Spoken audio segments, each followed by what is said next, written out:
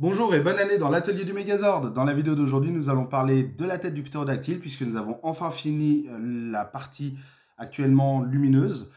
Eh ben, on se retrouve tout de suite après la vidéo de montage.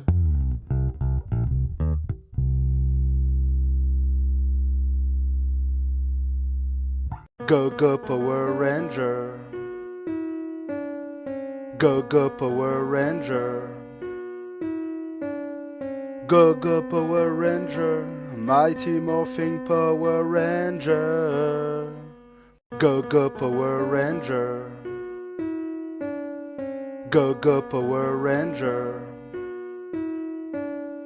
Go go Power Ranger. Mighty Morphing Power Ranger. Go go Power Ranger. Go go Power Ranger. Go go Power Ranger. Mighty Morphing Power Ranger. Go go Power Ranger. Go go Power Ranger. Go go Power Ranger. Mighty Morphing Power Ranger. Go go Power Ranger. Go go Power Ranger. Go go Power Ranger. Mighty Morphing Power Ranger. Go go Power Ranger. Go go Power Ranger. Go go Power Ranger. Mighty Morphing Power Ranger. Go go Power Ranger. Go go Power Ranger.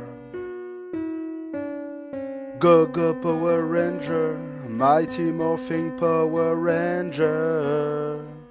Go go Power Ranger. Et déjà, je me suis foiré. Ouais, je me suis foiré parce que j'ai cru que dans les numéros précédents, quand ils montraient le câble des LED, eh ben, il fallait le faire passer par un endroit spécifique. Cet endroit sert en fait à clipser la partie rose sur le dessus. Bah, je me suis planté, donc j'ai perdu 25 minutes. Il a fallu que je dévisse pas mal de choses pour justement pouvoir tout remonter tranquillement et convenablement. Donc c'est pour ça qu'il y a cette petite gaffe dans la vidéo. Bon, c'était une petite gaffe.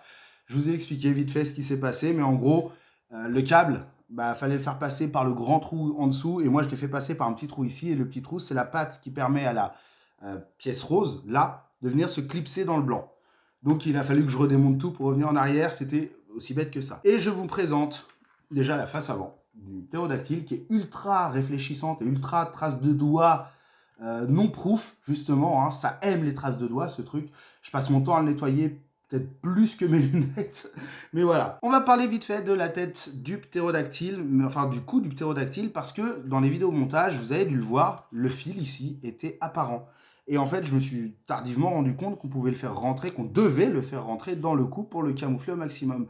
Mais comme j'avais déjà tout monté, que je ne pouvais pas revenir en arrière, eh ben, j'ai réussi à l'aide d'outils pas forcément adaptés j'ai retiré la tête, j'ai écarté un peu comme je pouvais, j'ai refait passer le câble à l'intérieur, ce qui fait qu'il est camouflé et ça fonctionne très bien. Donc on voit plus trop le câble et ça fait plaisir. C'est quand même beaucoup plus beau qu'avec le gros câble rouge et noir apparent. Bon, il m'en a causé des problèmes, hein, cette tête de ptérodactyle, entre le fait que le câble n'était pas au bon endroit et le fait que j'ai dû redémonter plusieurs fois la pièce. Mais au final, je suis très content du résultat, je trouve ça trop beau, ça va être en mode tank. Voilà, il va être comme ça. Ça, c'est en mode plastron, tout simplement. Et ça, c'est en mode ptérodactyle qui vole.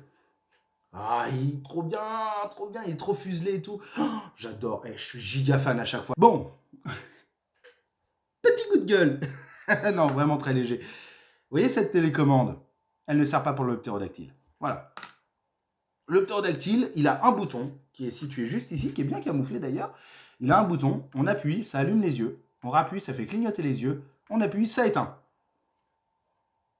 Mais vous allez me dire, oui, mais attends, Strife, les autres, le bouton, il fait pareil, tu restes appuyé, ça allume les yeux, tu appuies, ça clignote, et tu restes appuyé, ça éteint. Ouais, mais lui, il n'y a que le bouton. T'as pas besoin de rester appuyé, une simple pression rapide suffit à activer les modes. Le mode éteint, allumé constant ou clignotant, tout simplement. Par conséquent, cette télécommande, mais elle sert à quoi? Enfin, je veux dire, la télécommande, oui, elle sert à gérer les autres têtes à distance, mais cette ligne, l'avant-dernière ligne de la télécommande, elle sert à quoi? Elle sert strictement à rien pour le ptérodactyle, elle n'est pas utile. Et si on commande la base lumineuse, on va avoir une autre télécommande où on pourra gérer, en plus des têtes, la base lumineuse. Tiens, il y a une télécommande où il y a tout ça, dont cette ligne qui ne sert à rien, et une autre télécommande, je ne sais pas quelle gueule elle aura, mais qui aura la même fonction que celle-là, plus la base lumineuse. Pourquoi ils n'ont pas tout mis directement dans celle-là? Moi, j'aurais eu la télécommande qui commanderait la base lumineuse et j'aurais pas la base lumineuse, bah c'est pas grave, je le vis bien. Mais là, économiquement, je m'en fous, ils font ce qu'ils veulent. Mais écologiquement, ça fait quand même 2 fois plus de pièces pour pas grand-chose. Non? Vous croyez pas? J'attends votre avis en commentaire là-dessus. Moi, je trouve ça juste un peu dommage qu'ils aient dû dédoubler la télécommande, sachant que bah, là, elle sert strictement à rien sur le ptérodactyle en l'état. Mais ce n'est pas grave, ça ne va strictement rien changer à ma vie, puisque je suis tout à fait ravi d'avoir ce ptérodactyle, et que si ce n'est qu'appuyer sur un petit bouton vite fait pour pouvoir allumer, bah, j'appuierai sur un petit bouton vite fait pour pouvoir allumer. Et pour terminer, on va parler aussi vite fait de... Hop, on l'éteint. On va parler aussi vite fait du système de chargement, là, de l'USB qui se trouve juste ici, qui est plutôt bien camouflé. Même si j'aurais préféré qu'ils inversent le bouton et le chargement et qu'ils mettent peut-être le chargement, la prise de chargement, excusez-moi, la prise USB, dans la partie noire ici, ce qui l'aurait rendu encore plus camouflé. Mais ça, c'est un détail et c'est pas choquant quand on le voit d'au-dessus. Donc, ça va. Voilà, j'ai envie de dire ça va. Allez, je vous montre la tête lumineuse dans le noir. Et voilà la tête illuminée dans la pénombre. Je trouve les yeux magnifiques. Je vous le mets, voilà, j'essaie de vous le mettre dans les meilleures conditions. Et là, les petits yeux qui clignotent, voilà. Vraiment, je trouve qu'il y a une trop bonne gueule sur ce ptérodactyle. Quand on le rentre à l'intérieur, voilà, ça me fait marrer, moi ça clignote. C'est joli, ça fait un peu de lumière. Hop, j'arrive pas à appuyer sur le bouton, voilà. Tac, tac, on le rallume, et voilà, c'est trop beau. Franchement, c'est trop beau. Allez, on rallume la lumière. Et voilà, donc ça c'était dans la pénombre, la tête lumineuse, et je trouve vraiment que ça rend super bien. L'ensemble est beau, l'ensemble est magnifique, je vous montrerai. Alors, la semaine prochaine, il n'y aura pas de vidéo de montage. Je me mets une semaine de repos dessus parce que j'ai des numéros en retard, tout simplement, et donc si je veux suivre la cadence des numéros, bah, il faut que je mette une pause la semaine prochaine. Par contre, la semaine prochaine, je vous montrerai toutes les têtes dans le noir, avec tous les effets lumineux, etc., les différents assemblages que l'on peut faire jusqu'à présent, comment ça va rendre, ce genre de choses, voilà.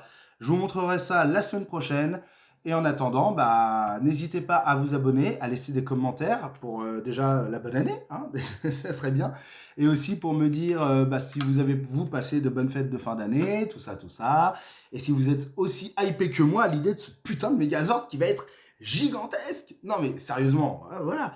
Ah, et aussi, autre question. J'ai acheté ça en magasin. J'ai retrouvé ça, là, les graines de tournesol. Si vous avez connu ça, pareil, mettez-moi l'emoji poussin dans les commentaires si vous avez connu ce genre de truc. Voilà, c'est juste pour voir si vous êtes resté jusqu'au bout. Allez, ciao. Et puis demain, il y a du Papercraft. La semaine prochaine, il y a toutes les têtes allumées. Allez, salut tout le monde.